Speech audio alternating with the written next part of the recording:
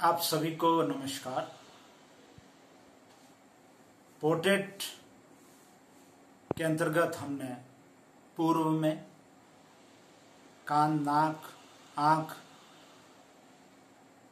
बनाना आपको सिखाया, आपने अभ्यास किया।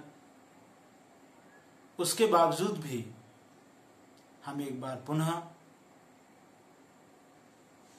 होठ, नाक के पोर्शन को लेकर स्टडी कर सकते हैं। कुछ छात्रों का सुझाव भी आया है कि हमें एक बार पुनः नाक और मुंह, लिप,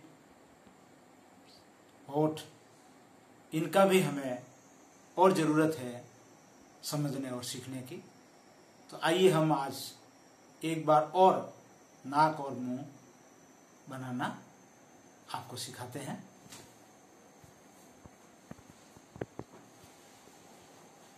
जैसे कि पहले हमने नाक बनाया था, ज्योमेट्रिकल आपको बनाना जरूरी है क्योंकि सीखने के लिए। अगर आप सीख जाते हैं उसके बाद में आपको दिक्कत नहीं आएगी, लेकिन अभी आपको ये सीखना जरूरी है। ये नाक जो आपने बनाया है, नाक का एक पोर्शन इस तरीके से भी आता है, इस तरीके से भी आता है, ये पोर्शन नीचे जाता है, ये बैक में आता है। और एक पोजीशन होती है जिसमें नाक का पोर्शन इस तरीके से भी बनता है, ये पोर्शन भी नाक का बनता है। तो ये पोजीशन पे डिपेंड करता है। जैसे जैसे अगर हम इसको इस पोजीशन में भी बना सकते हैं जिसमें ये पोर्शन घूम के यहाँ तक आता है और ये पोर्शन घूम के यहाँ तक आता है, ये पोर्शन ऐसे जाता है।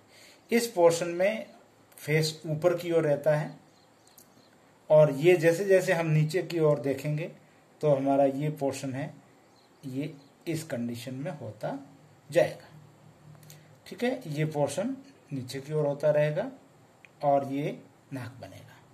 ये सामने और ऊपर देखेंगे उस पोजीशन में है और ये सामने देखने की पोजीशन में रहेगा।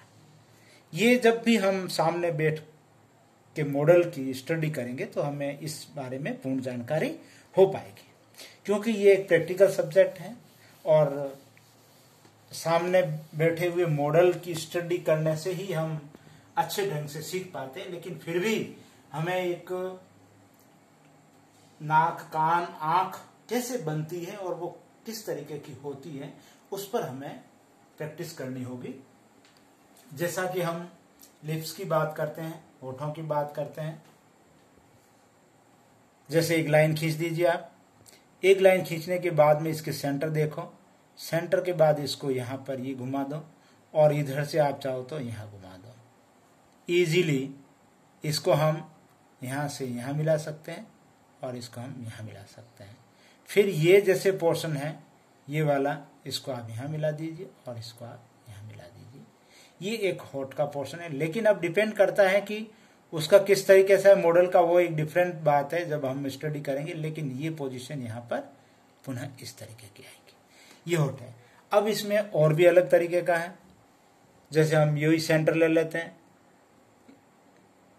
यहाँ गोलाई देते हुए इसको हम यहाँ मिला देते हैं, इसको हम यहाँ मिला देते हैं, इसको ये घुमा के हम यहाँ मिला देते हैं। ये बीच वाले पोर्शन को हमें अब इसी के अकॉर्डिंग शेप देनी होगी और यहाँ आने के बाद हमें यूं घुमाना होगा इस तरह का। ये अंदर का अगर हम साफ करेंगे तो स्पष्ट दिखेगा, ये दिखेगा होठ। फिर इसके नीचे का पोर्शन, ये जैसे ये यहाँ से ये दो लाइनें हो गई, जहाँ से ये नाक वाला पोर्शन जो हम बनाते आ रहे हैं वो यहाँ से ऐसे दिखेगा और ये यहाँ से ऐसे और यहाँ से ऐसे करते हुए ये बनेगा और ये पोर्शन आता है। इसी तरीके से टुड्डी वाला पोर्शन है, यहाँ ये गोलाई आती है। इसके बाद में हम पहले जो मेजरमेंट लिया था वो मेजरमेंट हमें इसके लिए देखना पड़ेगा, इधर से और ये इधर से ये पोर्शन आएगा और यहाँ आने के बाद हम इसको ऐसे करेंगे। इधर से ये दो लाइन आती है। अगर कोई बुजुर्ग वृद्ध व्यक्ति हैं तो ये लाइन ज़्यादा गहरी होती है, अन्यथा ये कम होती है। अब इसके बाद में अगर आप चाहो तो इस होठ को इस तरीके से मॉडल पे डिपेंड करता है, मॉडल किस तरीके का है। ये ऐसे भी किया जा सकता है, ये नीचे भी आ सकते हैं होठ, ये ऐसे भी लिया जा सकता है। और अगर हम इसको और पोजीशन में देखें तो सेंटर का पोर्शन लगभग रहता है, साइडों का पोर्शन घूमता है। अगर चाहे तो हम इस तरीके का भी ले सकते हैं, ये पोर्शन भी जा सकता है। तो ये अलग अलग आप इस तरीके से इसको घुमा सकते हैं।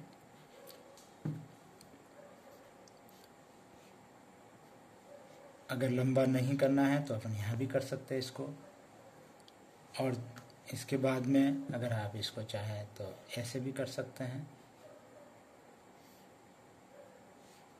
ये साइड का जैसे इस तरीके का हो गया। ये भी इसको अगर हमें करना है तो हम इसको यहाँ से ये भी कर सकते हैं। तो ये इसको अलग अलग पोजीशन हम बदल सकते हैं। अब एक विचार ये भी सुझाव है स्टूडेंट्स का, आप लोगों का, कि साइड का भी सिखाया जाए। अगर हम साइड की बात करते हैं तो ये पोर्शन तो हमारा ये आएगा ही, क्योंकि ये सामने से पोर्शन रहता है। जब जैसे ये साइड में जाता है तो ये इस पोजीशन में यू की शेप ज्यादा होती जाएगी। जैसे अभी पहले ये कम थी, अब ये ज्यादा हो जाएगी, फिर और जाते जाते ये ऐसी हो जाएगी, फिर जाते जाते ऐसी हो जाएगी, और एक स्थिति ऐसी आएगी कि ये फेस का पोर्शन, ये जो होठ है वो हमारा इस तरीके की पोजीशन में आ जाएगा, इस पोजीशन में आ जाएगा। ये पोजीशन हमारे होठ की आ जाएगी। ये साइड की पोजीशन है। अब हम देखते हैं कि इसको होठ को थोड़ी थोड़ी साइड में बदलते हैं। जैसे माना कि व्यक्ति पूरी साइड का पोर्शन नहीं है तो ये पोर्शन यहाँ आ जाएगा, ये पोर्शन ऐसा आ जाएगा। इसको हम यहाँ से यहाँ मिला देंगे और इसको हम यहाँ मिला देंगे, तो ये पोर्शन होठ का यहाँ से घूमता हुआ ये आ जाएगा। अब हम देखते हैं कि और उसमें है, ये पोर्शन वही करना पड़ेगा, ये पोर्शन और कम आ जाएगा और ये पोर्शन हमें और बढ़ाना पड़ेगा। एक पोजीशन और आएगी जहां बिल्कुल इस पोजीशन में है,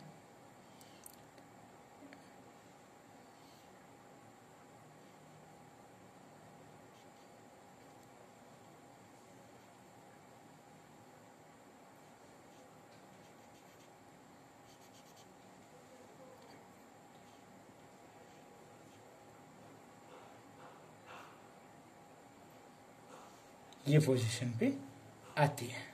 तो ये धीरे धीरे इसमें चेंज होता रहेगा और एक स्थिति ये आएगी, एक स्थिति ये आएगी जहां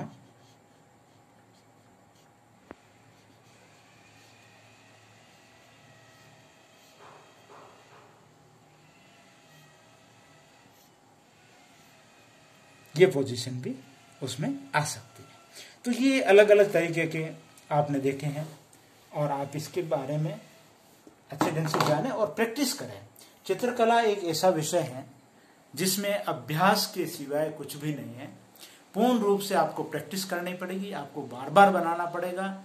इसमें बातों से कुछ भी नहीं होता है। थ्योरेटिकल अगर हम कितना भी बता दें तो उसका कोई सेंस नहीं है, उसका कोई मकसद नहीं रहेगा।